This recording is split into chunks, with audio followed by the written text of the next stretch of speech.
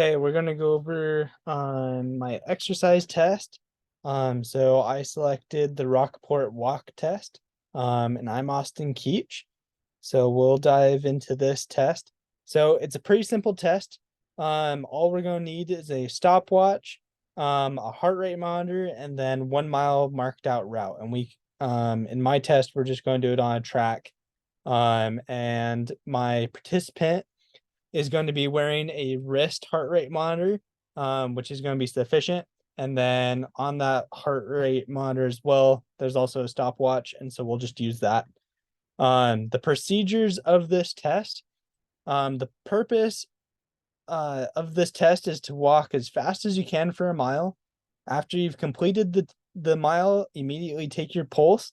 And in this case, we'll just look at that heart rate monitor on my participant's wrist. And then we're also going to note the time it took it to complete the mile. In addition, we're also going to need to know our participants' body weight and their age for the VO2 max test calculation. So here I'm going to share my screen for this video. And then we will watch this video and we'll have to skip through a little part of it. Okay, so today we're going to be doing the Rockport Walk Test. So this is going to be a good test to get predicted VO2 max for certain populations. And so probably someone who isn't super physically active or someone who has some other special needs that we need to consider when we're getting baseline testing. Today we're going to be doing a baseline test for my wife. She's 5 to 6 months pregnant. And so as we do this test, I'm going to walk with her for this mile test. Just make sure everything's going okay and that there's no reason that we would need to cancel it. She's going to walk this mile as fast as she can. And at the end, we'll note that finish time, and then we're also going to note her resting heart rate. And so she's wearing a Garmin watch that will be able to just visually see what that is. You don't have to have watch that. You can also take just a resting after you finish taking the results. And document that into a calculation. Go ahead and start that walk. Go right now.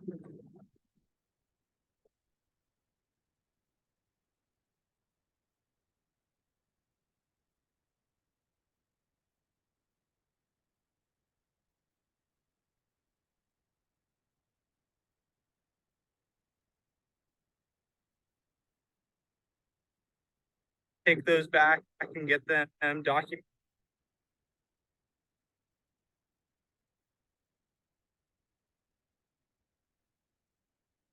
Okay, so we just finished up.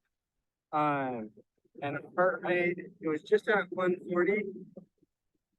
And then our finish time was about 14 minutes. So we'll go with the 14 minutes and we'll take those back and get them documented. And walk test went all good. There's no reason for us to like cancel it or stop it for any reason. So finish time of 14 minutes, heart rate 144. So we'll go and we'll plug those into the calculations again, predicted VO2 max for it.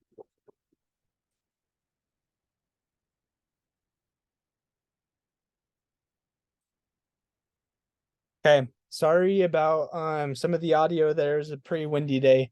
But our participant, here's kind of the results from that walk test. So she weighs 122 pounds. Her age is 23 years old.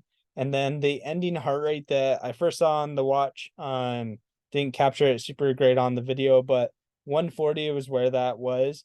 And then also we messed up a little bit on getting a clear stop time on that, but right around 14 minutes is going to give us a good enough number for this calculation.